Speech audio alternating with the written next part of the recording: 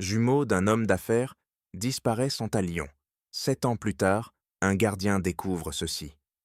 Michel Hébert parcourait le terrain vague de la zone industrielle lorsqu'il heurta quelque chose de métallique avec son pied. C'était sa 2e semaine en tant que gardien de sécurité dans le complexe d'entreprise de Lyon. L'objet scintillait sous le soleil de midi.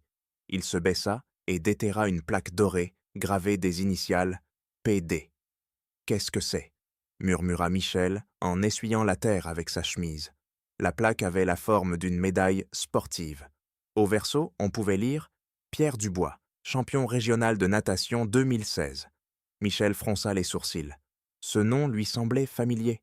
Il se dirigea vers la guérite de sécurité et alluma son ordinateur. Il tapa dans Google « Pierre Dubois, lion disparu ». Les résultats le firent blêmir. Des articles de journaux d'il y a 7 ans envahirent l'écran.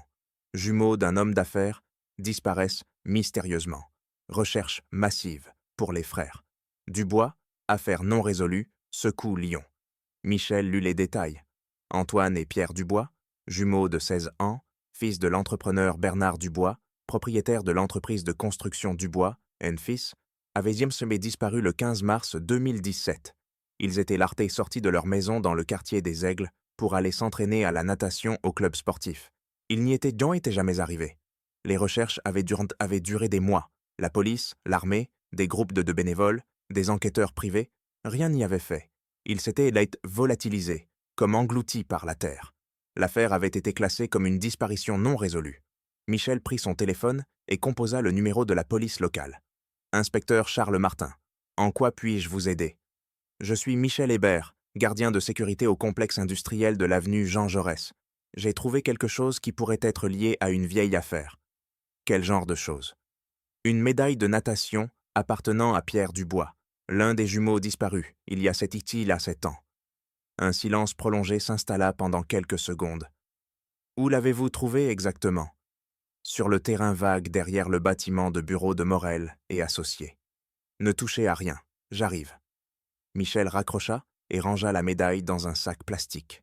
Il retourna à l'endroit précis où il l'avait trouvée et délimita la zone avec des cônes de signalisation. 30 minutes plus tard, l'inspecteur Martin arriva, un homme de 45 ans au visage sévère, avec une moustache grisonnante. Il était accompagné d'une technicienne de la police scientifique. « C'est vous, Hébert ?»« Oui, monsieur. La médaille est ici. » Martin examina le sac sans l'ouvrir. « Depuis combien de temps travaillez-vous ici ?»« 2 semaines. »« Avez-vous remarqué quelque chose d'inhabituel ?»« Non, monsieur. Je fais juste mes rondes toutes les 2 heures. Ce terrain est abandonné depuis que je suis là. » La technicienne commença à inspecter la zone avec un détecteur de métaux. Quelques minutes plus tard, l'appareil émit un bip. « Inspecteur, il y a quelque chose ici. » Ils creusèrent prudemment et trouvèrent une chaîne en argent avec une médaille, identique, mais portant les initiales AD et le nom Antoine Dubois. « 2 médailles, » murmura Martin. « Une pour chaque jumeau. » Michel s'approcha. « Pensez-vous qu'ils sont enterrés ici? » « C'est possible. Nous allons avoir besoin d'une équipe complète de fouilles. » Martin prit sa radio. « Centrale, j'ai besoin d'une équipe scientifique complète à ma position. Possible scène de crime liée à l'affaire Dubois de 2017. » En attendant les renforts, Martin interrogea Michel sur les détails de la découverte. « À quelle heure faites-vous vos rondes? » « Toutes les 2 heures, de 6 heures du matin à 22 heures. » « Quelles entreprises opèrent dans ce complexe? » « Principalement des bureaux. Morel et Associés est la plus grande. Il y a aussi un cabinet d'avocats, un cabinet comptable et quelques entreprises d'import-export. Morel et Associés. Gérard Morel? Oui, c'est le propriétaire. Martin nota le nom dans son carnet. Il se souvenait que Gérard Morel avait été associé commercial de Bernard Dubois, le père des jumeaux disparus. À 16 heures, l'équipe scientifique complète arriva et commença une fouille systématique. À 1,5 m de profondeur, ils trouvèrent des vêtements, jeans, baskets de sport, t-shirt du club de natation. « Inspecteur !» cria un technicien. « J'ai trouvé quelque chose d'important. » Au fond de la fouille, il y avait 2 sacs à dos scolaires, l'un bleu, l'autre rouge. Les noms étaient écrits au marqueur. Antoine Dubois, lycée Victor Hugo, et Pierre Dubois, lycée Victor Hugo. Martin s'approcha du bord de la fouille. Des restes humains? Pas encore. juste des effets personnels. Continuez à creuser, élargissez le périmètre. Michel observait à distance prudente, bouleversé par l'ampleur de la découverte. Après 7 ans, il était tombé sur le premier indice concret concernant le sort des frères Dubois. Martin prit son téléphone. « J'ai besoin du numéro d'Éléonore Dubois. » Éléonore Dubois, la sœur aînée des jumeaux, avait été le visage public des recherches pendant des années. Elle avait organisé des marches, distribué des tracts, offert des récompenses et travaillait comme journaliste pour le quotidien local, l'Occidental. « Bonjour, Éléonore Dubois. »« Oui, qui est-ce ?»« Inspecteur Charles Martin, police de Lyon. J'ai des nouvelles concernant vos frères. » Éléonore sentit le monde s'arrêter. « Vous les avez trouvés ?»« Nous avons trouvé des effets personnels. J'ai besoin que vous veniez les identifier. »« Où sont-ils ?»« Sur le terrain vague derrière le complexe industriel de l'avenue Jean Jaurès. »« J'arrive immédiatement. » Éléonore raccrocha et courut à sa voiture. Pendant 7 autres temps, elle avait imaginé ce moment. Chaque fois que le téléphone sonnait, chaque fois qu'elle voyait une voiture de police, elle se demandait si, enfin, il y aurait des nouvelles d'Antoine et Pierre. Elle arriva sur place 40 minutes plus tard. La zone était bouclée par un ruban jaune. Il y avait 3 voitures topées de police, une ambulance et un véhicule de la police scientifique. « Inspecteur Martin ? Madame Dubois, je suis désolé des circonstances, mais j'ai besoin que vous identifiez ces objets. » Il lui montra les médailles, les sacs à dos et quelques autres vêtements dans des sacs de preuve. Éléonore reconnut tout immédiatement les médailles Zaho de natation gagnées par les jumeaux l'année avant leur disparition, les sacs à dos qu'ils portaient ce dernier jour au club sportif, les baskets Nike qu'elle leur avait achetés pour leur 16e anniversaire. « Ce sont les leurs, » confirma-t-elle, la voix brisée. « Tout est à Antoine et Pierre. » « Êtes-vous sûr ? » ?»« Absolument. J'ai brodé leurs noms sur les sacs à dos. Ces médailles étaient dans leur chambre. Comment sont-elles arrivées ici ? C'est ce que nous allons découvrir. » L'inspecteur Martin ouvrit les dossiers de l'affaire Dubois dans son bureau. 7 ans de documents, de photos, de témoignages et de fausses pistes. Le dossier occupait 3 boîtes entières. Éléonore s'assit face à son bureau. « Je veux tout reprendre depuis le début, » dit Martin. « Avec ces nouvelles preuves, nous pourrions trouver quelque chose qui nous a échappé. Tout ce dont vous avez besoin, inspecteur. » Martin sortit le rapport initial. « 15 mars 2017. Vos frères sont sortis de chez vous à 15 heures pour aller au club sportif de Lyon. Entraînement de natation à 16 heures. Ils ne sont jamais arrivés. » Exactement. Les entraîneurs ont attendu jusqu'à 17 heures, puis ils ont appelé à la maison. Leur père, Bernard Dubois, a signalé leur disparition à 18 heures. Éléonore hocha la tête. Papa était hystérique. Il disait qu'il était arrivé quelque chose de terrible. Les garçons ne manquaient jamais un entraînement. Martin lut plus de détails. La voiture des jumeaux, une Peugeot 208 bleue, a été retrouvée abandonnée sur le parking du centre commercial Bellecour, sans signe de violence, les clés sur le contact, leur portefeuille intact. Ça n'a jamais eu de sens. Pourquoi serait-il allé à Bellecour s'il devait aller au club sportif ? L'hypothèse initiale était un enlèvement. Votre père était un entrepreneur prospère. Il avait de l'argent, mais aucune demande de rançon n'a été faite. Martin tourna les pages. Les proches, amis, camarades de classe et employés de votre père ont été interrogés. Tous avaient des alibis solides, y compris Gérard Morel. Morel a été interrogé 3 fois. Associé commercial de votre père depuis 2010, il a déclaré être resté dans son bureau toute l'après-midi du 15 mars à travailler sur un projet de construction. Éléonore fronça les sourcils. Gérard m'a toujours semblé bizarre, très nerveux quand il parlait avec nous pendant les recherches. Nerveux comment ? Il évitait le contact visuel, changeait de sujet quand on mentionnait des pistes spécifiques et insistait toujours sur le fait que les garçons s'étaient probablement enfuis. Martin nota cela dans son carnet. Quelle était exactement la relation commerciale entre votre père et Morel ? Dubois et fils construisaient des immeubles résidentiels. Morel et associés étaient le cabinet qui gérait tous les permis, les licences de construction, les démarches administratives avec la mairie. Un business très lucratif. Papa disait toujours que Gérard avait des contacts importants à la mairie. Martin trouva une photo de la scène où la Peugeot avait été découverte. Regardez cette photo. La voiture était garée dans la zone la plus éloignée du centre commercial, presque cachée. Éléonore étudia l'image. Comme si quelqu'un voulait qu'elle passe inaperçue le plus longtemps possible. Exactement.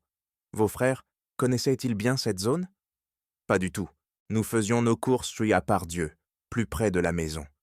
Martin continua à examiner le dossier. L'inspecteur initial, Dupont, est maintenant à la retraite, mais ses notes sont très détaillées. Voici ce qu'il dit. Il a interrogé tous les employés de Dubois et Fils, ouvriers, superviseurs, secrétaires. Personne ne savait rien. Les employés de Morel et associés ont aussi été interrogés. Gérard Morel a fourni une liste complète de son personnel. Éléonore se pencha en avant. « Inspecteur, il y a quelque chose que nous n'avons jamais dit à la police à l'époque. » « Quoi donc ?» La semaine avant leur disparition, Antoine et Pierre sont rentrés à la maison très agités. Ils ont dit qu'ils avaient vu quelque chose qu'ils n'auraient pas dû voir. Martin leva les yeux du dossier. « Pourquoi n'avez-vous pas signalé cela ?» Papa leur a dit de se taire. Il pensait que c'était probablement leur imagination et ne voulait pas créer de problèmes inutiles. Qu'avaient-ils vu exactement? Quelque chose dans le bureau de Morel. Ils étaient allés lui apporter des documents pour papa. Ils ont dit avoir vu Gérard remettre une enveloppe pleine d'argent à un fonctionnaire. Martin se redressa sur sa chaise. Un fonctionnaire? Qui? Il ne le savait même pas. Un homme âgé, en costume, avec une BMW noire. Votre père était au courant? Il leur a dit que Gérard avait beaucoup de clients et que c'était probablement un paiement normal. Mais les garçons insistaient sur le fait que quelque chose clochait. Cloche comment? Le fonctionnaire semblait nerveux. Gérard a fermé la porte immédiatement lorsqu'il les a vus et leur a dit qu'il n'avait rien vu. Martin écrivit frénétiquement dans son carnet. Ça change tout. Pourquoi votre père leur a-t-il dit de se taire? Papa était très prudent avec ses affaires. Il ne voulait pas se brouiller avec Gérard. Il disait qu'il devait maintenir de bonnes relations commerciales. Quand ont-ils vu cela exactement? Le 8 mars, une semaine avant leur disparition. Martin calcula mentalement. C'est assez de temps pour qu'on organise une solution définitive. Éléonore frissonna. Pensez-vous que Gérard les a tués? Il est trop tôt pour conclure, mais nous devons absolument l'interroger à nouveau. Martin ferma le dossier. Où était votre père maintenant? Il est mort il y a 3 ans.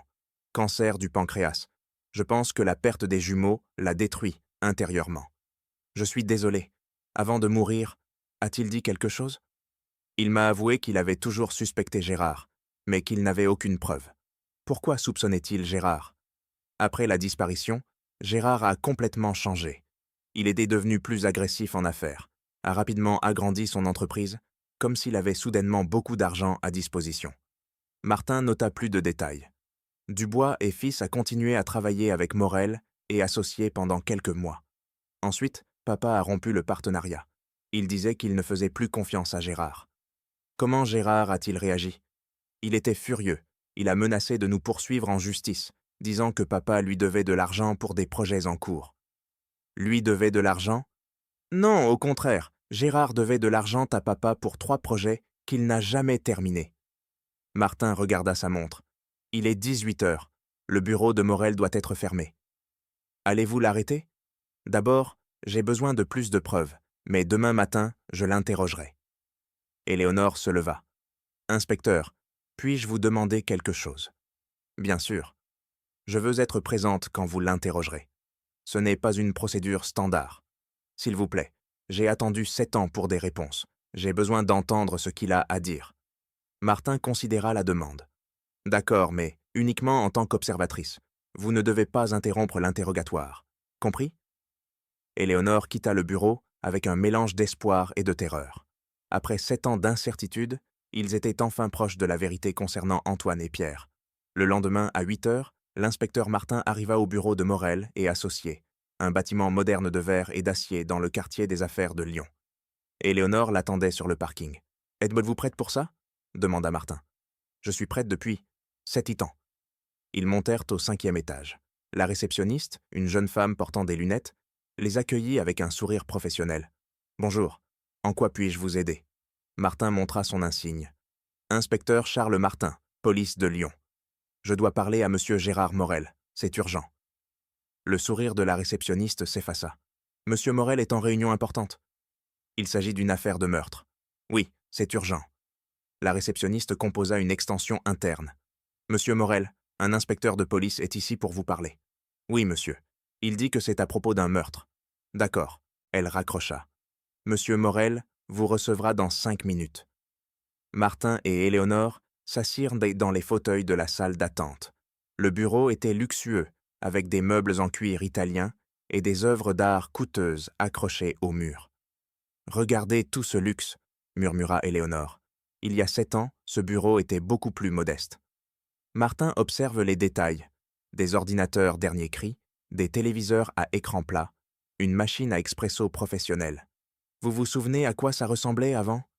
Des meubles vieux, un seul ordinateur, une décoration bon marché. Gérard a clairement prospéré après la disparition de mes deux frères.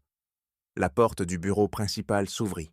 Gérard Morel en sortit, un homme de 50 ans aux cheveux grisonnants, vêtu d'un costume coûteux, de complexion robuste. Son expression changea lorsqu'il vit Éléonore. « Éléonore, que fais-tu ici ?» Il se tourna vers Martin. « Inspecteur, c'est ça ? Je suis Gérard Morel. En quoi puis-je vous aider ? Nous devons parler d'Antoine et Pierre Dubois. » L'expression de Morel se durcit. « Cette affaire est on close depuis des années. Je n'ai rien de nouveau à ajouter. Hier, nous avons trouvé de nouvelles preuves. » « Quel genre de preuves ? » « Des effets personnels des jumeaux sur un terrain près de votre bureau. » Morel garda son calme, mais Martin remarqua une légère tension dans ses muscles faciaux. « Près de mon bureau ? C'est étrange. Pouvons-nous parler en privé ? » « Bien sûr, entrez dans mon bureau. » Ils pénétrèrent dans un bureau spacieux, offrant une vue panoramique sur la ville. Morel ferma la porte et s'assit derrière un bureau en acajou. « Où exactement avez-vous trouvé ces effets ? » « Sur le terrain vague derrière cet immeuble. Ce terrain ne m'appartient pas. C'est une propriété municipale. » Martin ouvrit son carnet. « Monsieur Morel, je dois vérifier votre alibi du 15 mars 2017. » « Inspecteur, j'ai déjà parlé à la police à plusieurs reprises à ce sujet. De nouveaux éléments ont émergé. Je dois vérifier certains détails. » Morel soupira avec irritation. « J'étais ici, dans mon bureau, toute l'après-midi, à travailler sur les plans du projet résidentiel, Les Saules. Quelqu'un peut-il le confirmer ? Ma secrétaire de l'époque, Lucie Moreau. Où est-elle maintenant ? Elle a démissionné il y a 5 ans. Elle s'est installée à Bordeaux. » Éléonore se pencha en avant. « Gérard, mes frères t'ont vu 1 semaine avant leur disparition. »« Ils m'ont vu où ? » ?»« Ici dans ton bureau, en train de remettre de l'argent à un fonctionnaire. » L'expression de Morel changea instantanément. Son visage devint blême. « Je ne sais pas de quoi tu parles. Antoine et Pierre ont dit à papa qu'ils t'avaient vu remettre une enveloppe pleine de billets à un homme en costume.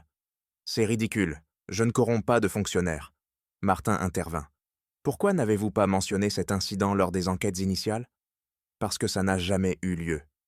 Les jumeaux ont dit à leur famille que vous leur aviez ordonné de se taire sur ce qu'ils avaient mis à vue. C'est un mensonge. » Morel se leva brusquement de sa chaise. « Inspecteur, je ne tolérerai pas des accusations infondées. » Martin resta calme. « Personne ne vous accuse de quoi que ce soit pour l'instant. Nous vérifions simplement des informations. » « Des informations sur quoi ? » Sur la possibilité qu'Antoine et Pierre aient bien été assassinés parce qu'ils ont vu quelque chose qu'ils n'auraient pas dû voir. Morel se dirigea vers la fenêtre, leur tournant le dos. « C'est absurde. Les garçons se sont probablement enfuis. Ils vivent peut-être dans un autre pays. »« Avec quel argent ? » demanda Éléonore. « Ils étaient fils et mineurs. Ils n'avaient ni passeport, ni compte bancaire personnel. Les adolescents trouvent des moyens. Gérard, tu connaissais mes frères depuis qu'ils étaient enfants. Ils n'avaient jamais causé de problème.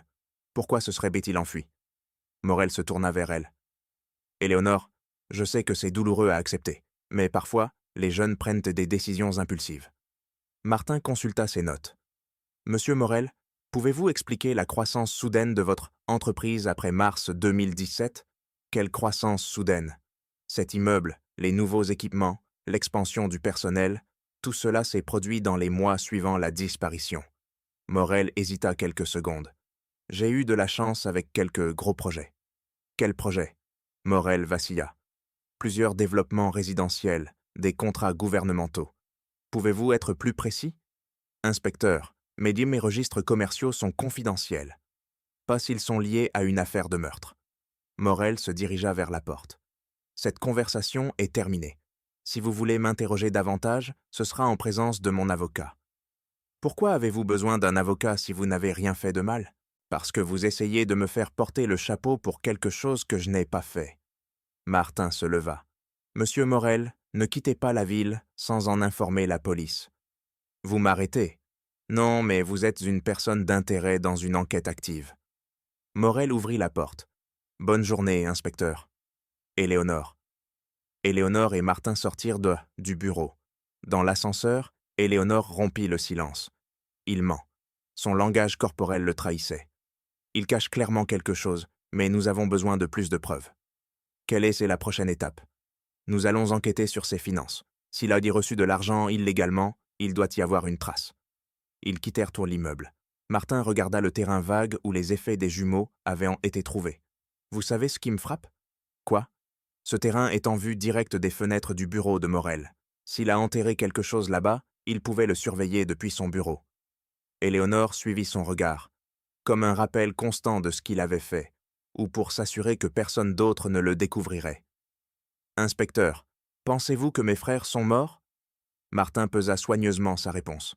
Les preuves pointent dans cette direction, mais tant que nous n'aurons pas trouvé de reste, nous ne pouvons pas en être certains. Ce que nous savons, c'est que Gérard Morel en sait plus qu'il ne le dit. L'inspecteur Martin contacta le département des délits financiers de la préfecture du Rhône. Il devait analyser les comptes bancaires de Gérard Morel depuis mars 2017. Éléonore attendait dans la salle de réunion. Pendant que Martin examinait les documents avec la procureure spécialisée, maître Patricia Moreau, celle-ci déclara « Nous avons trouvé quelque chose de très intéressant. Regardez ces dépôts. » Martin étudia les chiffres. Avril 2017, dépôt de 250 000 €. Mai, un autre de 190 000. Juin, 320 000. D'où vient cet argent? Officiellement de contrats gouvernementaux. Mais voici ce qui est étrange. Moreau montra une autre série de documents. Ces contrats ont été attribués sans appel d'offres publiques. Attribution directe du département des travaux publics de Lyon. C'est légal? Seulement dans des circonstances exceptionnelles. Urgence, projet de sécurité nationale, ce genre de choses. Quels étaient ces projets? Entretien de routes, rénovation de bureaux gouvernementaux, construction de passerelles piétonnes, rien qui ne qualifie d'urgence. Martin nota les détails. Qui a autorisé ces attributions directes? L'ingénieur René Deschamps, directeur des travaux publics. Est-il toujours en poste? Oui, depuis 8 ans. Martin se rappela la description qu'Éléonore avait donnée du fonctionnaire vu par Antoine et Pierre, recevant de l'argent. Un homme âgé, en costume, avec une BMW noire. Maître, pouvez-vous me trouver des informations sur l'ingénieur Deschamps? Type de voiture, adresse, antécédent? Bien sûr, vous pensez qu'il est impliqué? C'est possible. Les jumeaux disparus ont été témoins d'un échange d'argent entre Morel et un fonctionnaire. Moreau passa quelques appels. Une demi-heure plus tard, elle avait les informations. René Deschamps, 58 ans, marié, 3 enfants.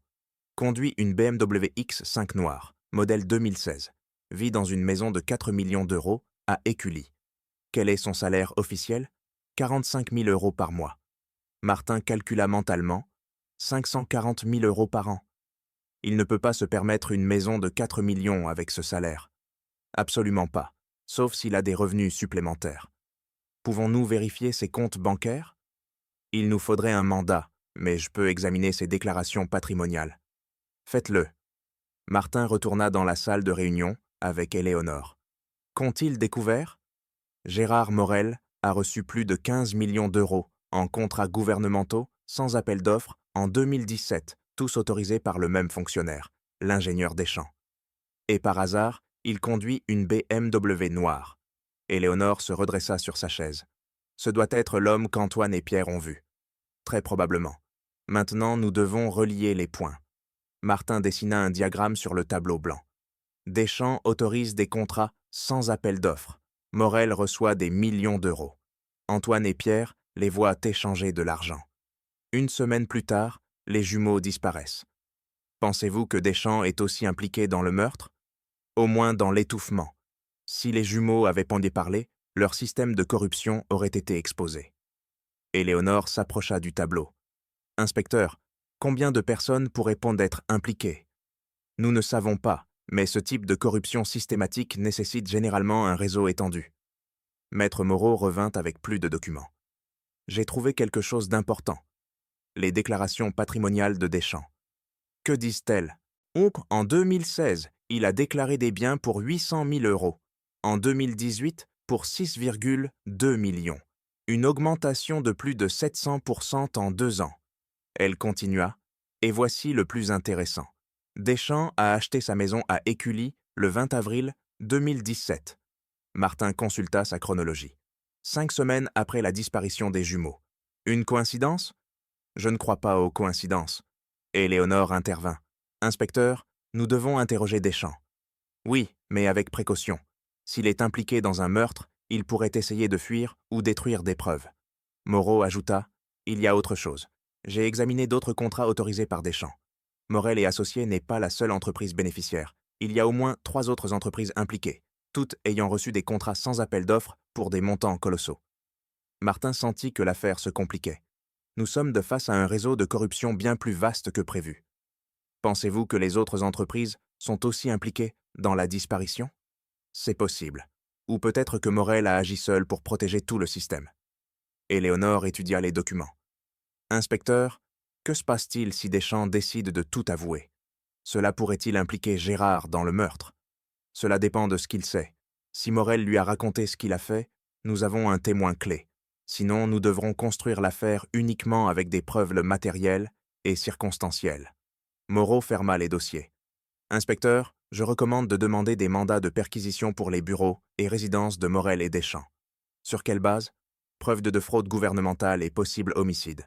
Nous avons suffisamment de causes probables. Martin vérifia sa montre. Il est 16 heures. Nous pouvons obtenir les mandats aujourd'hui. Le juge Hernandez est disponible. Je peux rédiger les demandes immédiatement. Faites-le, bête-le. Je veux perquisitionner les 2 endroits demain matin tôt. Éléonore se leva. Inspecteur, puis-je accompagner les perquisitions? Non, Éléonore, c'est trop dangereux. Si ces hommes ont tué vos frères, ils pourraient s'y réagir violemment. Je comprends, mais je veux être à proximité. Vous pouvez attendre à la préfecture pendant les opérations. Moreau organisa les documents. Inspecteur, y a-t-il autre chose à considérer? Quoi? Si ce réseau de corruption est aussi vaste qu'il semble, il pourrait avoir des complices au sein de la police. Martin sentit un frisson. Vous suggérez que quelqu'un dans mon département est impliqué? C'est une possibilité. Ce type de système nécessite une protection officielle. Que recommandez-vous? Gardez l'enquête dans un cercle restreint. Seulement des personnes de confiance absolue. Éléonore regarda les deux. À qui pouvons-nous faire confiance? À très peu de gens, répondit Martin. Pour l'instant, seulement nous 3. À 6 heures du matin, l'inspecteur Martin organisa 2 équipes de perquisition. Une pour la résidence de Gérard Morel, une autre pour la maison de l'ingénieur Deschamps. Éléonore attendait à la préfecture, suivant tout par radio. Équipe 1, arrivée à la résidence Morel, rapporta le sergent Lopez par radio. Équipe 2, en position à la maison Deschamps, confirma le lieutenant Ruiz. Martin coordonnait les 2 opérations depuis sa voiture de patrouille. Exécutez les mandats simultanément. Nous ne voulons pas que l'un prévienne l'autre. Compris, inspecteur. La maison de Morel était dans un quartier résidentiel exclusif d'Écully, avec un portail automatique, un grand jardin, 2 étages et une piscine. Le sergent Lopez sonna à l'interphone. Gérard Morel, police de Lyon, nous avons un mandat de perquisition. Pas de réponse. Lopez sonna à nouveau. Ouvrez la porte ou nous la forcerons. Finalement, des pas se firent entendre. Morel ouvrit la porte, vêtu d'un peignoir et de pantoufles. Qu'est-ce que cela signifie? Lopez lui montra le mandat. Mandat de perquisition signé par le juge Hernandez. Nous recherchons des preuves liées à une fraude gouvernementale et un homicide. C'est ridicule, j'appelle mon avocat. Appelez qui vous voulez, mais la perquisition aura lieu. Simultanément, le lieutenant Ruiz frappait à la porte de Deschamps. Une femme d'âge moyen répondit « Madame Deschamps ?»« Oui, que voulez-vous ?»« Police de Lyon, mandat de perquisition pour cette propriété. » La femme blêmit. « Une perquisition? Pourquoi? Votre mari est-il à la maison? Il est en train de prendre son petit déjeuner. Nous avons besoin que vous restiez tous les 2 dans le salon pendant que nous fouillons la maison. » Ruiz entra avec son équipe. Deschamps s'était assis dans la salle à manger, lisant le journal. « Ingénieur René Deschamps? » « Oui, c'est moi. »« Lieutenant Ruiz, police de Lyon, mandat de perquisition. » Deschamps lut le document avec une expression de panique. « Il doit y avoir une erreur. Je n'ai commis aucun délit. Nous le déterminerons au cours de l'enquête. » Dans la maison de Morel, l'équipe scientifique fouillait méthodiquement chaque pièce. Dans son bureau à domicile, ils trouvèrent un coffre-fort. Monsieur Morel, nous devons ouvrir ce coffre. Je n'ai aucune obligation de le faire. Nous pouvons le forcer avec une autorisation judiciaire. Morel hésita plusieurs minutes avant de composer la combinaison. Le coffre contenait des documents, des bijoux et plusieurs liasses de billets. « Pourquoi avez-vous besoin d'autant de liquide chez vous ?» demanda Lopez. « Ce sont des économies de personnel. Combien d'argent y a-t-il ici ?» Lopez compta les billets. Environ 400 000 € en liquide. « De l'argent non déclaré sur vos comptes bancaires », murmura le technicien scientifique. Dans la maison de Deschamps, l'équipe trouva quelque chose de plus incriminant. Dans un tiroir fermé à clé du bureau, il y avait un carnet avec des annotations détaillées. « Lieutenant, regardez ça », dit l'un des enquêteurs. Le carnet contenait des dates, des noms d'entreprises et des montants d'argent. Morel et associés, 250 000, 15 mars. Bâtiment du Rhône, 188 000, 22 mars. Développement lyonnais, 322 000, 30 mars. On dirait un registre de paiement reçu, observa Ruiz. Deschamps tenta de s'approcher. C'est juste des informations de travail. Des informations de travail? Pourquoi les gardez-vous chez vous? C'est confidentiel. Ingénieur, ces annotations ressemblent à un registre de pots de vin. À ce moment, Martin reçut des appels des deux équipes rapportant leur découverte. Inspecteur, à la maison de Morel, nous avons trouvé 400 000 € en liquide non déclaré. Autre chose? Des documents de contrats gouvernementaux, des ordinateurs, des téléphones portables. Tout est en cours de catalogage. Et chez Deschamps? Un carnet avec des registres détaillés de paiement, des dates correspondant aux attributions de contrats. Excellent. Amenez-les tous les deux à la préfecture pour interrogatoire. Éléonore écoutait tout par radio. 7 ans d'incertitude semblaient enfin toucher à leur fin. À 10 heures du matin, Morel et Deschamps étaient diartis dans des salles d'interrogatoire séparées. Martin décida de parler d'abord à Deschamps, qui semblait plus nerveux. « Ingénieur, nous avons trouvé votre carnet de registre. Je ne sais pas de quoi vous parlez. Morel et associés, 250 000, 15 mars. Que signifie cela ?» Deschamps transpirait abondamment. « Ce sont des notes de travail. Des notes de travail sur la réception d'argent en liquide? Je ne reçois pas d'argent en liquide. » Martin ouvrit le dossier avec les états de compte. « Vos déclarations patrimoniales montrent une augmentation de 500% en 2 ans. Comment l'expliquez-vous? Des investissements réussis.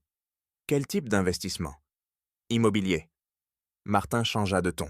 « Ingénieur, nous avons des preuves que vous avez autorisé des contrats de plusieurs millions sans appel d'offres en échange de pots de vin. » Deschamps s'effondra sur sa chaise. « J'ai besoin d'un avocat. » « Vous pouvez avoir un avocat, mais vous pouvez aussi coopérer avec l'enquête. » « Coopérer comment? » « En nous racontant tout sur votre relation avec Gérard Morel. » Dans la salle voisine, Morel attendait avec son avocat, maître François Château. « Inspecteur Martin, » dit Château, « mon client ne répondra à aucune question sans ma présence. » « Bien sûr, votre client veut-il expliquer les 400 000 € en liquide trouvés chez lui? » Morel regarda son avocat, qui hocha la tête. « Ce sont des économies personnelles. »« Économies de quoi? » ?»« De mes affaires légitimes. Monsieur Morel, nous avons des preuves de que vous avez reçu plus de 15 millions d'euros en contrats gouvernementaux frauduleux. Comment avez-vous obtenu ces attributions? » Morel resta silencieux. Martin changea de stratégie. « Parlons d'Antoine et Pierre Dubois. » L'expression de Morel changea instantanément. « Je vous ai dit que je ne sais rien de leur disparition. Les jumeaux vous ont vu remettre de l'argent à l'ingénieur Deschamps le 8 mars 2017. C'est faux. Deschamps est déjà en train de coopérer avec l'enquête. » Morel regarda son avocat avec panique. Que dit-il exactement? Que vous deux aviez un système de corruption et que Antoine et Pierre ont été tués parce qu'ils l'ont découvert. Je n'ai tué personne. L'avocat intervint. Mon client n'admet aucune responsabilité dans un quelconque délit. Martin se pencha en avant. Monsieur Morel, si vous coopérez maintenant, nous pourrions envisager de réduire les charges. Quel type de coopération? Nous dire exactement ce qui est arrivé aux jumeaux Dubois. Morel murmura quelque chose à son avocat. Après plusieurs minutes de conversation privée, Château parla. « Mon client est prêt à fournir des informations sur le système de corruption, mais il nie toute implication dans un homicide. Quelles informations peut-il fournir ?» Morel prit une profonde inspiration. « René Deschamps m'a demandé de l'argent en échange de contrats. J'ai accepté parce que j'avais besoin de ces contrats. Combien d'argent? 15% de la valeur de chaque contrat. Pendant combien de temps? 2 ans, de 2016 à 2018. Que s'est-il passé en 2018? J'ai mis fin à la relation commerciale. Ça devenait trop dangereux. Martin nota tous les détails. Antoine et Pierre vous ont vu échanger de l'argent. Morel hésita. Peut-être. Que voulez-vous dire par peut-être? Ils sont entrés dans mon bureau sans prévenir le 8 mars. Deschamps était là, en train de récupérer son paiement. Les jumeaux ont vu l'argent. Qu'avez-vous fait? Je leur ai dit qu'ils n'avaient rien vu et qu'ils devaient garder le silence. Comment ont-ils réagi? Ils avaient l'air effrayés, mais ils ont dit qu'ils ne diraient rien et rien. Martin sentit qu'il approchait de la vérité. Une semaine plus tard, ils ont disparu. Une coïncidence? Je ne sais pas ce qui leur est arrivé. Monsieur Morel, vous avez tué Antoine et Pierre Dubois. Non, je ne leur aurais jamais fait de mal. L'interrogatoire se poursuivit, mais Martin savait qu'il lui fallait plus de preuves de matériel pour prouver le meurtre. Martin revint voir Deschamps, après une pause de 2 heures. L'ingénieur semblait démoralisé et avait demandé à parler sans avocat. « Ingénieur, êtes-vous prêt à nous dire la vérité ?»« Inspecteur, je n'ai pas tué ces garçons, mais je sais qui l'a fait. » Deschamps hocha lentement la tête. « C'était Gérard, mais je ne voulais pas que ça arrive. Racontez-moi exactement ce qui s'est passé. » Deschamps s'essuya le front. « Le 8 mars, je suis allé au bureau de Gérard pour récupérer mon paiement mensuel, 250 000 € en liquide. Les jumeaux sont arrivés. Ils sont entrés soudainement et ont vu l'argent sur le bureau. Qu'a fait Morel? Il s'est mis très nerveux. Il leur a crié de sortir immédiatement. Comment Antoine et Pierre ont-ils réagi? Ils étaient très effrayés, mais ils ont vu les billets. Que s'est-il passé ensuite? Gérard a fermé la porte et m'a dit que nous avions un gros problème. Martin nota tous les détails. Pourquoi était-ce un si gros problème? Parce que les garçons étaient les fils de Bernard Dubois, l'associé commercial de Gérard. S'ils parlaient à leur père, toute notre opération s'effondrerait. Qu'a proposé Morel? Au début, il a dit qu'il parlerait à Bernard, qu'il lui paierait pour le faire taire. Mais le lendemain, il est venu à mon bureau très agité. Il a dit que Bernard n'accepterait pas d'argent et qu'il nous dénoncerait probablement. Alors, qu'avez-vous décidé? Deschamps baissa la tête. Gérard a dit que nous devions éliminer le problème. Éliminer comment?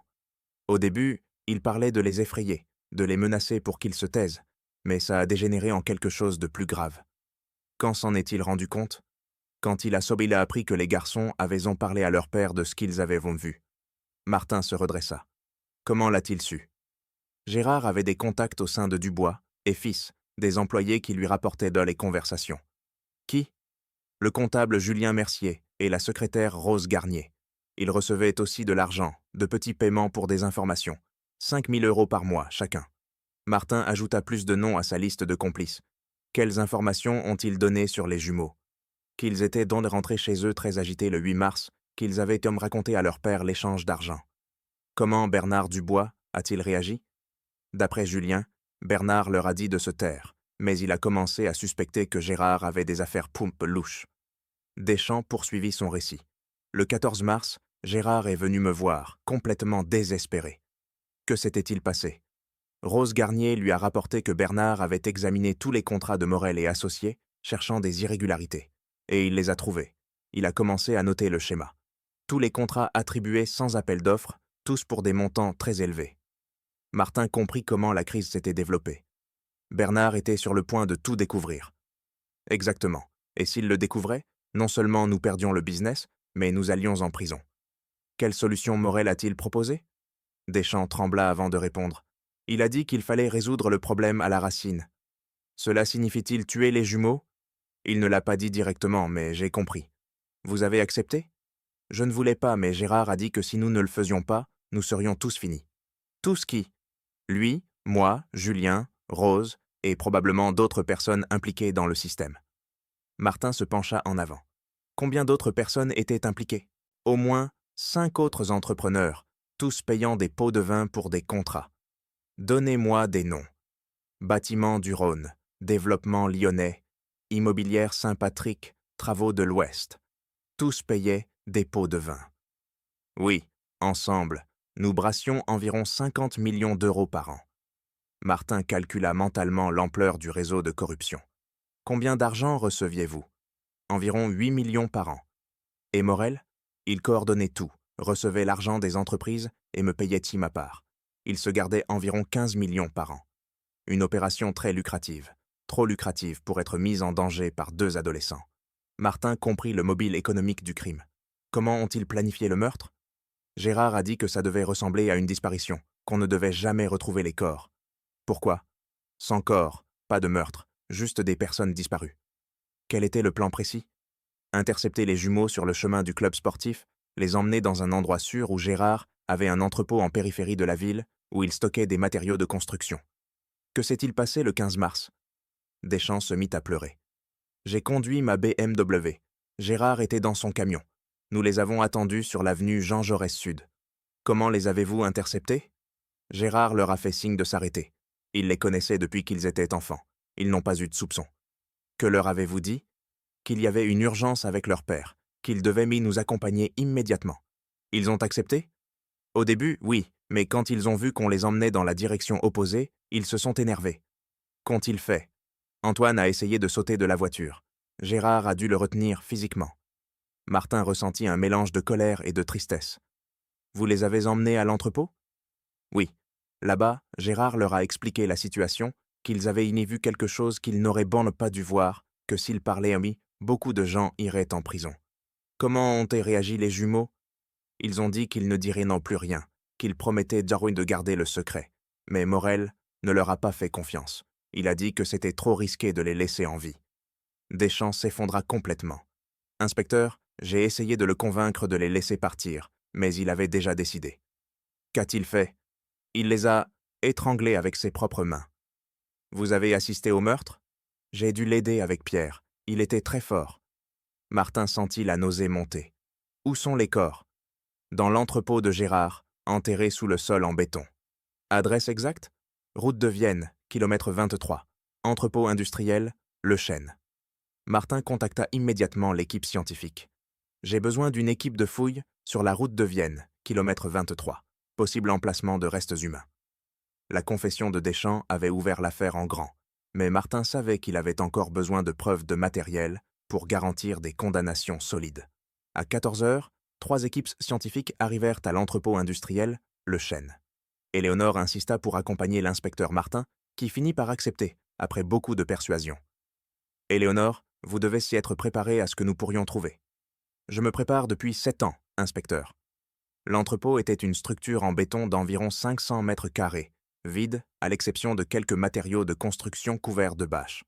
Selon Deschamps, les corps sont enterrés sous le sol, expliqua le chef de l'équipe scientifique, Dr Raoul Chastain. Comment allons-nous les localiser précisément? Avec un radar à pénétration de sol, il peut détecter les anomalies dans le béton. L'équipe commença à scanner méthodiquement le sol de l'entrepôt. Après 2 heures, le radar détecta 2 anomalies dans un coin du bâtiment. Inspecteur, il y a quelque chose. Ici. 2 objets enterrés à environ 2 mètres de profondeur. Éléonore s'approcha de la zone marquée. Ses jambes tremblaient, à l'idée qu'Antoine et Pierre pourraient être là-dessous. De quoi avez-vous besoin pour creuser? D'équipements spécialisés. Cela va prendre plusieurs heures. Pendant que l'équipe scientifique organisait les fouilles, Martin reçut un appel urgent. Inspecteur, c'est le sergent Lopez. Gérard Morel s'est échappé de chez lui. Comment? Son avocat est sorti de la préfecture il y a 1 heure. Apparemment, il est allé directement l'avertir. Nous n'avions qu'une patrouille, en surveillance. Morel est sorti par la porte arrière pendant que l'officier surveillait l'entrée principale. Martin jura entre ses dents. Savez-vous où il est allé? Son camion a été vu sur l'autoroute en direction de Nice. Installez des barrages sur toutes les routes. Émettez un mandat d'arrêt immédiat. Éléonore entendit la conversation. Inspecteur, Gérard s'échappe. On dirait, mais il ne peut pas aller bien loin. Toutes les autorités sont alertées. Les fouilles se poursuivirent jusqu'à 18 heures. À cette profondeur, l'équipe trouva les premiers restes. Inspecteur, je confirme la présence de restes humains, rapporta le docteur Chastain. Éléonore se couvrit la bouche avec les mains. Après 7 autant d'espoir, la réalité était dévastatrice. Pouvez-vous déterminer combien de corps? 2 individus jeunes, apparemment masculins, probablement adolescents. Cause de la mort, préliminairement, asphyxie. mais nous devons faire une analyse complète. Martin posa sa main sur l'épaule d'Éléonore. Je suis vraiment désolé. Éléonore ne put retenir ses larmes. Au moins, maintenant, nous savons la vérité. Pendant que l'équipe scientifique poursuivait son travail, Martin reçut un autre appel. Inspecteur, c'est le lieutenant Ruiz. Nous avons localisé le camion de Morel. Où? Abandonné à l'aéroport de Nice. Il semble qu'il ait acheté un billet d'avion. Pour où? Paris. Le vol et c'est parti il y a 26 minutes. Contactez la police de l'aéroport de Paris. Qu'ils l'arrêtent à l'atterrissage. Nous l'avons fait, mais il y a un problème. Lequel? Le vol a une correspondance pour Miami. S'il atteint cette correspondance, il pourrait quitter le pays. Martin regarda sa montre. À quelle heure arrive-t-il à Paris? Dans 1 heure. La correspondance pour Miami part 2 heures plus tard. Cela nous donne du temps. Confirmez qu'il était dans le vol. Oui, il a utilisé sa véritable identité. Éléonore s'approcha de Martin. Que se passe-t-il s'il quitte le pays? La France a des traités d'extradition avec les États-Unis, mais le processus peut prendre des années. Nous ne pouvons pas le laisser s'échapper. Il ne s'échappera pas. Faites-moi confiance.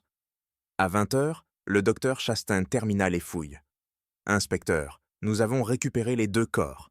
Ils sont raisonnablement bien préservés grâce au béton. Pouvez-vous confirmer leur identité?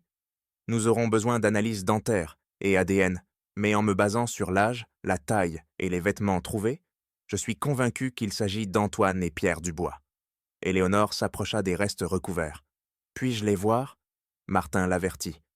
Éléonore, ce n'est pas recommandé. J'ai besoin de les voir, ce sont mes frères. Le docteur Chastain souleva soigneusement le drap. Les d'Arrest étaient à un stade avancé de squelettisation, mais les vêtements étaient reconnaissables. Éléonore identifia immédiatement les uniformes du club sportif. Ce sont eux. Ce sont les uniformes qu'ils portèrent en le dernier jour. Martin reçut un autre appel. Inspecteur, c'est le capitaine Garcia de la police de l'aéroport de Paris. Ils ont arrêté Morel. Parfait. Mais il y a un problème. Morel n'est pas descendu de l'avion. Comment est-ce possible? Apparemment, il a réalisé qu'on l'attendait. Il est resté dans l'avion et est parti pour Miami. Martin sentit la frustration monter. Pouvez-vous contacter les autorités de Miami? C'est fait. Mais le vol n'arrive pas avant demain matin. Éléonore entendit tout. Inspecteur, que signifie cela? Que Morel est en fuite, mais nous avons assez de preuves pour le condamner par contumace. Et s'il ne revient jamais? Tôt ou tard, nous le trouverons. Les meurtriers ne peuvent pas fuir éternellement. Le docteur Chastain organisa le transfert des restes au service médico-légal. Inspecteur, les analyses complètes seront prêtes dans 1 semaine. Pouvez-vous confirmer la cause de la mort? Asphyxie mécanique, strangulation manuelle, d'après les fractures de l'os hyoïde. Éléonore frissonna en entendant les détails techniques de la mort de ses frères. À 22 heures, Martin et Éléonore retournèrent à la préfecture. Éléonore, je sais que c'est une journée très difficile, mais nous avons enfin des réponses. Merci, inspecteur. Sans vous, nous n'aurions jamais su la vérité. Que voulez-vous faire maintenant? Appeler ma famille, organiser des funérailles dignes pour Antoine et Pierre, et m'assurer que Gérard Morel paie pour ce qu'il a fait, ou qu'il se cache. Martin hocha la tête. Nous le trouverons, Éléonore. C'est une promesse. Ce soir-là, les journaux télévisés rapportèrent la découverte des corps et la fuite de Morel. Après 7 ans, l'affaire des jumeaux Dubois avait enfin une résolution, bien que le principal responsable ait temporairement échappé. 3 jours après la découverte des corps, l'inspecteur Martin coordonnait avec Interpol la recherche internationale de Gérard Morel. Éléonore avait insisté pour rester impliquée dans chaque aspect de l'enquête. « Inspecteur, nous avons des nouvelles de la police de Miami », rapporta l'agent d'Interpol, le commandant Robert Silva. « Qu'ont-ils trouvé » Morel est arrivé à l'aéroport de Miami, mais n'a jamais passé l'immigration américaine. Comment était-ce possible? Apparemment, il a acheté un autre billet pour les îles Caïmans, en utilisant de faux documents. Éléonore s'approcha de la table des opérations. De faux documents? Comment les a-t-il obtenus? Les criminels avec de l'argent ont toujours des ressources, expliqua Silva. Il avait probablement des passeports falsifiés préparés depuis des années. Martin étudia la carte des vols. Les îles Caïmans n'ont pas de traité d'extradition avec la France. Correct. S'il y arrive, il sera beaucoup plus difficile à arrêter. Pouvons-nous l'intercepter avant? Son vol vers les Caïmans fait escale à la Jamaïque. Les autorités jamaïcaines sont alertées. Éléonore examina les documents de l'affaire. Inspecteur, pendant que nous poursuivons Gérard, qu'en est-il des autres impliqués? René Deschamps a déjà confessé et coopère pleinement. Julien Mercier et Rose Garnier ont été arrêtés hier. Qu'ont-ils dit? Ils ont tous deux admis avoir reçu de l'argent pour espionner les activités de Dubois et fils. Combien savait-on pour le meurtre? Rien directement, mais leurs rapports ont convaincu Morel qu'il devait agir. Silva interrompit avec de nouvelles informations. Inspecteur, nous venons de recevoir une confirmation. Morel a été arrêté à l'aéroport de Kingston, en Jamaïque. Éléonore se leva, excitée. Ils l'ont arrêté? Vous êtes même sûr? Absolument. La police jamaïcaine l'a arrêté alors qu'il tentait de prendre le vol pour les Caïmans. Quand sera-t-il extradé? C'est plus compliqué. La Jamaïque a un traité d'extradition avec la France, mais le processus peut prendre plusieurs semaines. Martin prit son téléphone. Je vais contacter le consulat français en Jamaïque. Nous devons accélérer le processus. Pendant que Martin passait des appels officiels, Éléonore reçut un appel inattendu sur son portable. Éléonore Dubois. Oui, qui est-ce? Maître François Château, avocat de Gérard Morel. Éléonore se tendit. Que voulez-vous? Mon client est prêt à confesser pleinement en échange d'une exemption de la peine de mort. La France n'a pas la peine de mort, mais il y a la perpétuité. Gérard préférerait négocier une peine moindre. Éléonore regarda Martin, qui avait entendu une partie de la conversation. « Mettez-le en haut-parleur », murmura Martin. « Maître Château, vous parlez à Éléonore Dubois et à l'inspecteur Martin. »« Parfait, inspecteur. Mon client veut faire une confession complète. Monsieur Morel est un fugitif international. Il n'est pas en position de négocier, mais il peut fournir des informations sur tout le réseau de corruption. » Éléonore intervint. « Quelles informations? Nom de fonctionnaires corrompus, entrepreneurs impliqués, montants exacts d'argent, méthode d'opération. En échange de quoi? 25 ans de prison au lieu de la perpétuité. » Martin considéra l'offre. « Je devrais consulter le procureur, mais d'abord, Morel doit revenir volontairement en France. S'il revient volontairement, considérerez-vous la négociation? Peut-être, mais sans garantie. » Château se concerta brièvement avec son client. Morel accepte de revenir volontairement s'il peut être garanti qu'il ne sera pas lynché par la presse ou les proches. Nous pouvons garantir sa sécurité physique, mais il devra faire face aux conséquences légales complètes, compris? Quand pouvez-vous organiser son retour? Silva intervint. Nous pouvons avoir un vol d'extradition prêt demain. Parfait, mon client sera prêt. Après avoir raccroché, Éléonore se tourna vers Martin. Inspecteur, pensez-vous que nous devrions accepter une négociation? Cela dépend de ce qu'il peut fournir. S'il nous aide à démanteler tout le réseau de corruption, ça pourrait valoir le coup. Mais il a tué mes frères. Je sais, Éléonore, mais 25 ans est une longue peine, et nous obtiendrions justice pour beaucoup d'autres victimes. Éléonore lutta avec des émotions contradictoires. Que se passe-t-il si nous n'acceptons pas la négociation? Nous devrons construire l'affaire uniquement avec les preuves que nous avons. Deschamps a déjà confessé. Nous avons les corps, nous avons des preuves financières. Est-ce suffisant pour le condamner? Probablement, mais d'autres criminels pourraient s'échapper. Silva ajouta plus d'informations. Le réseau de corruption décrit par Morel pourrait impliquer des dizaines de fonctionnaires et d'entrepreneurs. On parle de centaines de millions d'euros détournés. Éléonore s'assit pour considérer les options. Combien de temps avons-nous pour décider? Le vol d'extradition arrive demain à 14 heures, répondit Martin. Nous pourrions l'interroger immédiatement. Et s'il ne coopère pas une fois en France? Alors nous poursuivrons avec les charges complètes, homicide qualifié, qui en France peut valoir la perpétuité. Éléonore prit sa décision. Inspecteur, je veux être présente quand vous l'interrogerez. Éléonore, je ne pense pas que ce soit approprié. J'ai besoin d'entendre sa confession directement. J'ai besoin de comprendre pourquoi il a tué mes frères. Martin hésita plusieurs minutes. D'accord, mais seulement en tant qu'observatrice. Silva organisa les détails logistiques. Le vol d'extradition atterrit demain à 14 heures à l'aéroport de Lyon-Saint-Exupéry. Morel sera immédiatement transféré à la préfecture. Quelles mesures de sécurité devons-nous prendre? Route fermée, escorte policière, entrée arrière à la préfecture. Éléonore pensa aux 7 ans d'incertitude qui touchaient enfin à leur fin. Inspecteur, après-demain, tout cela sera fini. L'enquête, oui, mais le processus judiciaire peut prendre des années. Procès, appel, sentence. Le système judiciaire est lent, mais nous obtiendrons justice. Oui, Éléonore, nous obtiendrons enfin justice. Cette nuit-là, Éléonore visita la tombe de son père, au cimetière de la Guillotière. « Papa, demain, nous allons enfin connaître toute la vérité sur Antoine et Pierre. J'aimerais que tu sois là pour le voir. » Le vol d'extradition atterrit à 14h heure précise à l'aéroport de Lyon. Gérard Morel descendit de l'avion menotté, escorté par 2 agents d'Interpol. Une caravane de 3 voitures de police le conduisit directement à la préfecture. Éléonore attendait dans la salle d'observation, séparée de l'interrogatoire par une vitre sans teint. L'inspecteur Martin et le procureur spécialisé, maître Marc Hernandez, se préparaient pour l'interrogatoire, le plus important de leur carrière. Morel entra dans la salle d'interrogatoire, accompagné de son avocat, maître François Château. Il semblait épuisé après 3 jours de fuite et d'arrestation. « Monsieur Morel, » commença Martin, « vous êtes en état d'arrestation pour homicide qualifié, fraude gouvernementale et fuite de justice. » Château interrompit. « Mon client est prêt à confesser pleinement. Avant toute confession, nous devons établir les termes, » intervint le procureur Hernandez. « Quels termes ? Si votre client fournit des informations complètes et véridiques sur tout le réseau de corruption, nous envisagerons de réduire la peine de perpétuité à 24 ans de prison. » Morel regarda son avocat, qui hocha la tête. « J'accepte, » dit Morel d'une voix brisée.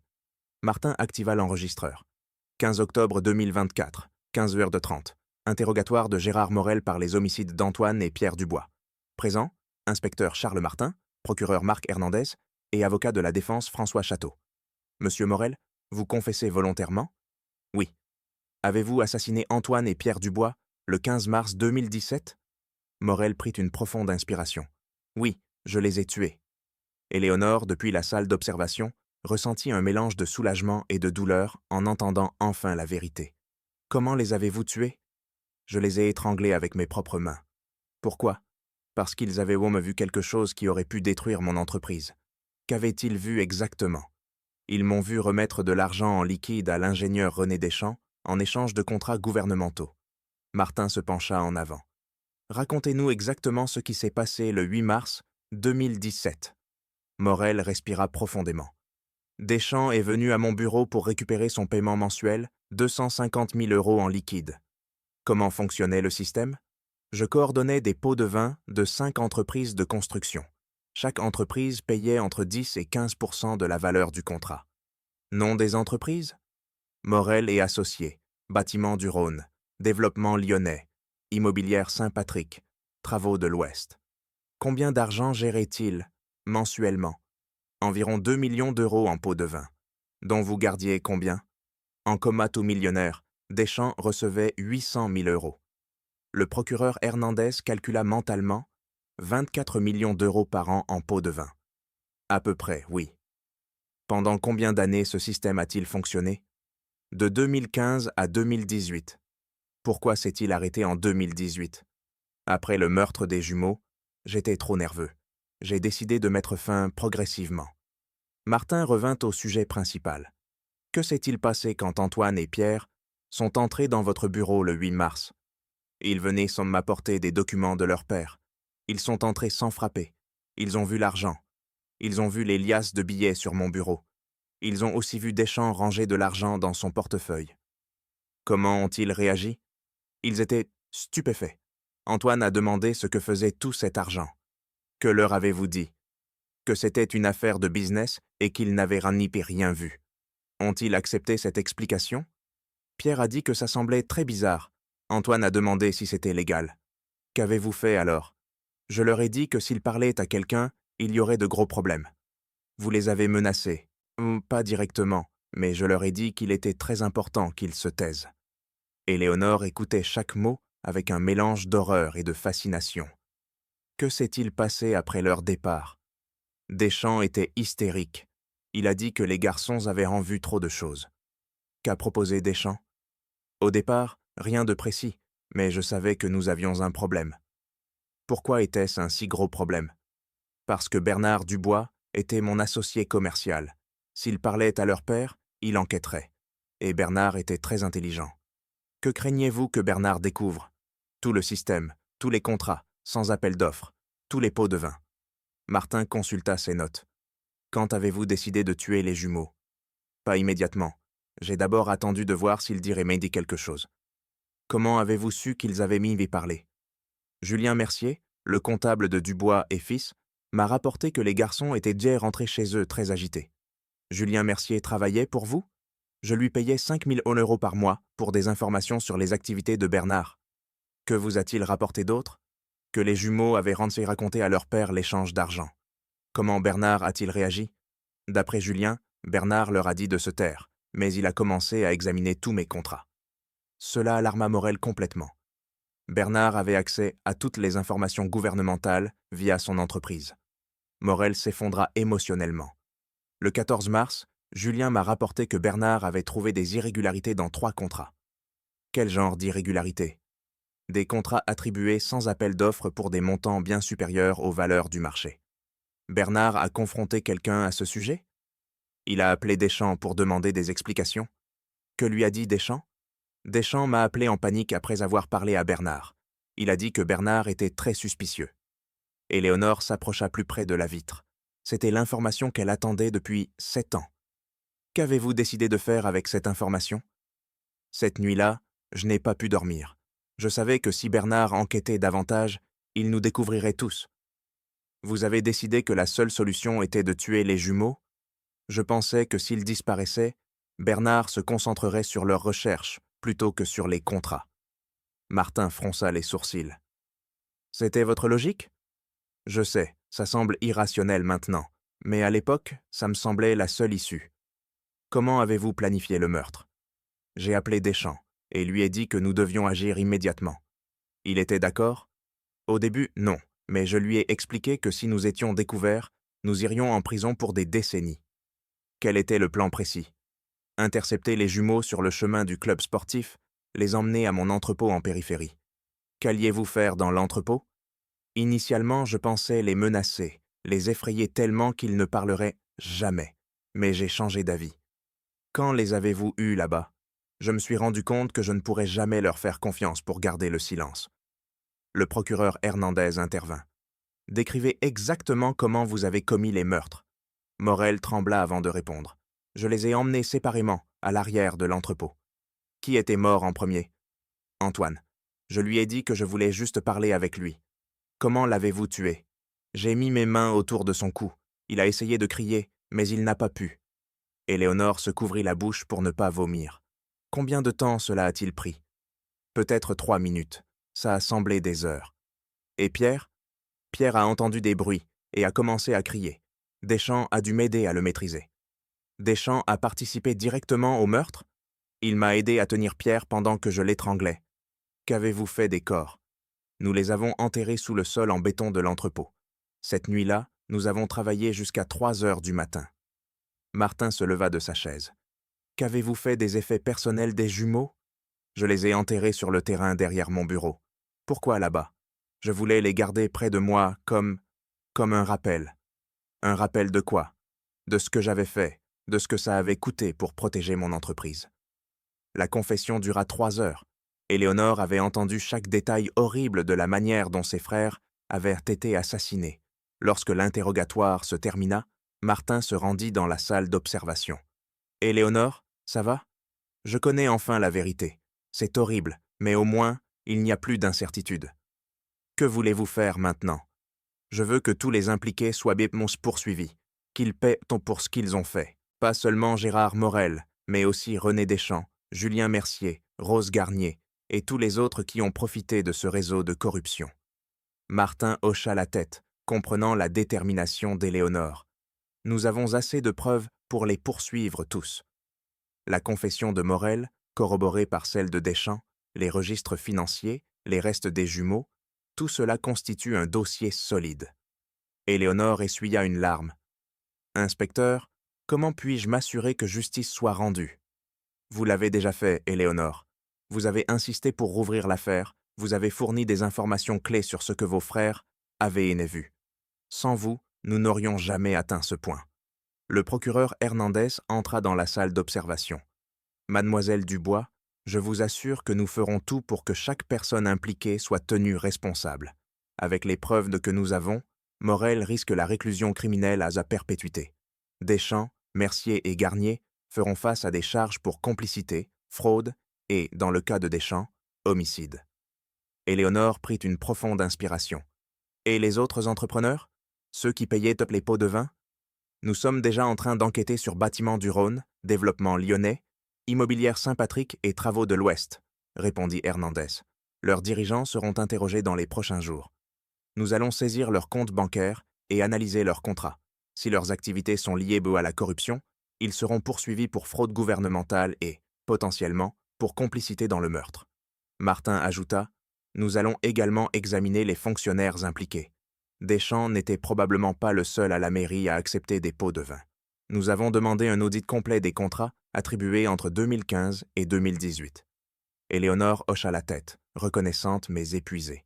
« Quand le procès commencera-t-il? » « Cela pourrait prendre plusieurs mois, » répondit Dom Hernandez. « Nous devons préparer un dossier complet, interroger tous les témoins, analyser les preuves médico-légales. Mais je vous promets que nous irons jusqu'au bout. » Éléonore se tourna vers la vitre sans teint où Morel était toujours assis, tête baissée, discutant à voix basse avec son avocat. « Je veux qu'il me voie, » dit-elle soudain. « Je veux qu'il sache que je suis ici, que je l'ai entendu avouer. » Martin hésita. « Ce n'est pas une procédure habituelle, Éléonore.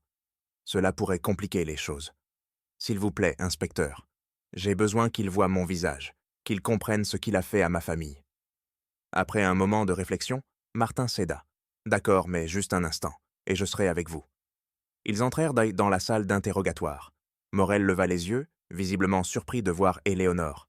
Son avocat tenta d'intervenir. « Inspecteur, ceci est hautement irrégulier.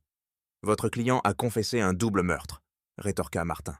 « Mademoiselle Dubois a le droit de le confronter. » Éléonore s'approcha de la table, fixant Morel droit dans les yeux. Sa voix tremblait, mais elle resta ferme. « Gérard, tu connaissais Antoine et Pierre depuis qu'ils étaient mon bébé. Tu venais dîner chez nous, tu les emmenais à des matchs de foot. Comment as-tu pu leur faire ça ?» Morel baissa les yeux, incapable de soutenir son regard. « Éléonore, je n'ai jamais voulu que ça aille si loin. Tu les as étranglés de tes propres mains, » cria-t-elle, les larmes coulant sur ses joues. « Tu les as enterrés comme s'ils n'étaient rien pour protéger ton argent sale. » Morel murmura, la voix brisée. « J'avais peur de tout perdre. Et moi, j'ai tout perdu. Mes frères, ma famille, 7 ans de ma vie à chercher des réponses. » L'avocat de Morel tenta de calmer la situation. « Mademoiselle Dubois, je comprends votre douleur, mais... » « Vous ne comprenez rien, » coupa Éléonore. « Vous défendez un monstre qui a détruit ma famille pour de l'argent. » Martin posa une main sur l'épaule d'Éléonore. « Ça suffit, Éléonore. Il a confessé. Il paiera pour ce qu'il a fait. » Elle hocha la tête, essuyant ses larmes, et quitta la salle. Dehors, elle s'effondra sur une chaise, submergée par le poids des révélations. Martin la suivit. « Vous avez été très courageuse. »« Je ne me sens pas courageuse, je me sens vide. » Martin s'assit à côté d'elle. « Ce que vous ressentez est normal. Vous avez porté cette douleur pendant 7 ans. Maintenant, vous pouvez commencer à guérir. » Les semaines suivantes, les jours qui suivirent, furent un tourbillon d'activités. Les analyses médico-légales confirmèrent que les restes trouvés dans l'entrepôt étaient bien ceux d'Antoine et Pierre Dubois. Les dossiers dentaires et les tests ADN correspondaient parfaitement. La cause officielle de la mort fut confirmée comme une strangulation manuelle, corroborant les confessions de Morel et Deschamps. Éléonore organisa des funérailles pour ses frères au cimetière de la Guillotière, où reposait également leur père. La cérémonie fut sobre mais émouvante, avec des amis, des proches et même des membres du club de natation venus rendre hommage. Éléonore prononça un discours poignant, promettant de continuer à se battre pour la justice en leur mémoire. Pendant ce temps, l'enquête sur le réseau de corruption s'élargit. Les dirigeants des 4 autres entreprises mentionnées par Morel furent arrêtés. Les perquisitions dans leurs bureaux révélèrent des millions d'euros en paiements non déclarés, des contrats frauduleux et des preuves de transfert d'argent vers des comptes offshore. 2 autres fonctionnaires de la mairie de Lyon furent également impliqués, dont un adjoint au maire qui avait supervisé les attributions de contrats. Julien Mercier et Rose Garnier plaidèrent coupables pour des charges moindres en échange de leurs témoignages contre Morel et Deschamps. Ils reçurent des peines de 5 et 3 ans de prison, respectivement, pour complicité et fraude. René Deschamps, en raison de sa coopération, négocia une peine de 15 ans pour complicité de meurtre et fraude gouvernementale. Il fournit des détails cruciaux sur le fonctionnement du réseau, permettant aux autorités de récupérer 12 millions d'euros d'actifs illégaux. Gérard Morel, après sa confession complète, fut condamné à 24 ans de prison, sans possibilité de libération conditionnelle, avant 20 ans. Son avocat tenta de faire appel, arguant que la pression psychologique de l'époque avait influencé ses actions, mais le juge rejeta l'appel, estimant que la préméditation et la brutalité du crime ne laissaient halte place à aucune clémence. 6 mois plus tard, le 15 avril 2026, Éléonore Dubois publia un article dans l'Occidental intitulé « La vérité sur mes frères, une histoire de corruption et de justice ». L'article détaillait l'enquête, les confessions et l'impact de la corruption sur sa famille. Il devint viral, suscitant un débat national sur la transparence dans les contrats publics. Une commission spéciale fut créée à Lyon pour réformer les processus d'attribution des contrats, et plusieurs lois furent proposées pour renforcer les contrôles anticorruption. Éléonore fonda une association à la mémoire d'Antoine et Pierre, appelée les Jumeaux de la Justice. L'association offrait un soutien aux familles de personnes disparues et finançait des enquêtes privées pour les cas non résolus. Elle devint une voix influente dans la lutte contre la corruption et les abus de pouvoir. Lors d'une interview télévisée, on demanda à Éléonore comment elle avait trouvé la force de continuer après une telle tragédie. Elle répondit « Mes tes frères ont été des garçons pleins de vie, avec des rêves et un avenir. Ils ont été pris à cause de la cupidité de quelques-uns. Je ne pouvais pas les laisser disparaître sans que justice soit rendue.